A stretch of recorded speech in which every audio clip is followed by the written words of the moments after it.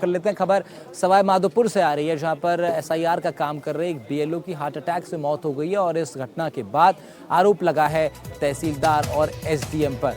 आरोप उनके परिजनों द्वारा लगाया गया। उनका कहना है कि काफ़ी मानसिक दबाव इनके ऊपर बनाया जा रहा था, जिसकी वजह से इनकी तबीयत खराब हुई और ये घटना घटी। पिछले 6 दिनों से बताया जा रहा है बीएलओ अवसाद में थे। खंडार उपखंड के बहरावड़ खुर्द गाँव का ये मामला है, जहाँ पर एसआईआर कि तमाम जो काम है उनको पूरा करने में जुटे एक बीएलओ की हार्ट अटैक से मौत हो गई और परिजनों का सीधा आरोप तहसीलदार और स्थानीय एसडीएम पर है कि उन्होंने काम को लेकर के भारी मानसिक दबाव इनके ऊपर बनाया, जिसके बाद उनकी तबीयत बिगड़ी और फिर ये घटना घटी।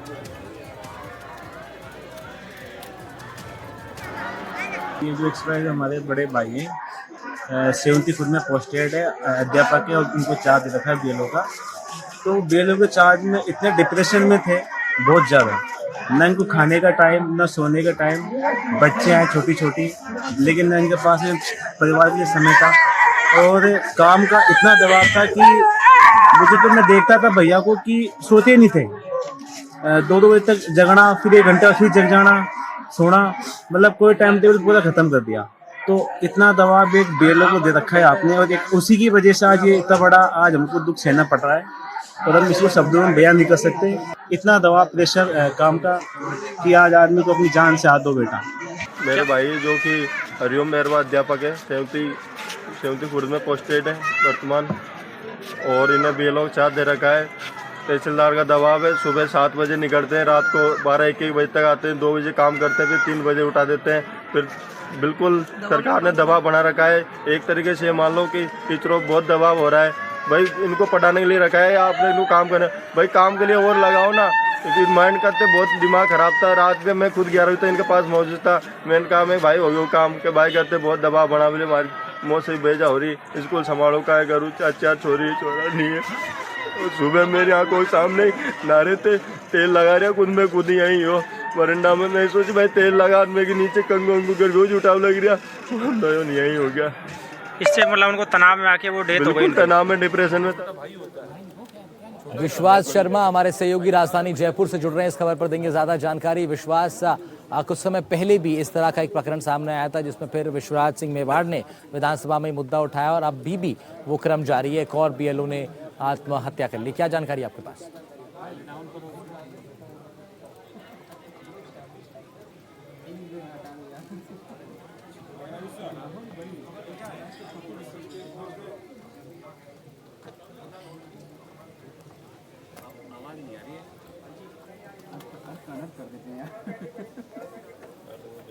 बीएलओ की मौत पर क्षेत्र में गहरा मातम छाया हुआ है। दरअसल 6 दिनों से बताया जा रहा है कि वो काफ़ी ज़्यादा मानसिक तनाव में थे।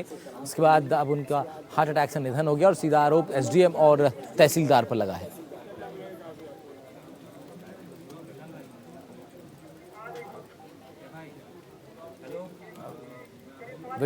विश्वास जुड़ रहे हैं हमारे साथ। विश्वास, क्या जानकारी मिल पा रही है इस पूरी घटना से संबंधित?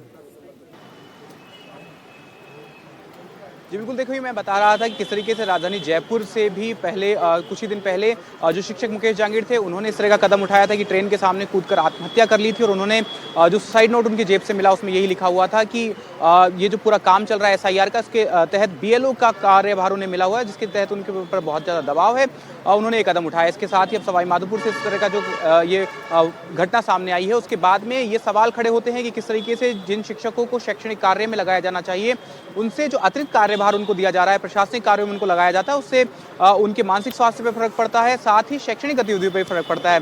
और आपको बता दें कि नाथद्वारा से जो विधायक हैं विश्वास सिंह मेवाड़, उन्होंने इसको लेकर के 1 सितंबर 2025 को ही विधानसभा में मुद्दा उठाया था और विधानसभा के पटल पर उन्होंने अपनी बात रखी थी और उसमें ये बात कही थी कि लगभग ऐसे 17 जो काम है जो कि शिक्षकों को दिए जाते हैं, शिक्षकों के ऊपर अतिरिक्त जिनका कार्यभार दिया जाता है। इसके साथ ही नाथद्वारा जो उनका जो विधानसभा क्षेत्र है, वहीं पर लगभग 25% शिक्षकों की कमी है। ऐसे में शैक्षणिक गतिविधियों को किस तरीके से सुचारू रूप से चलाया जा सकता है, इसको लेकर के गंभीर सवाल उन्होंने खड़े किए थे। उन्होंने यह भी लिखा था कि चूंकि शिक्षक जो हैं वो समाज का निर्माण करते हैं। और ठीक है विश्वास, बहुत शुक्रिया आपका तमाम जानकारी के लिए।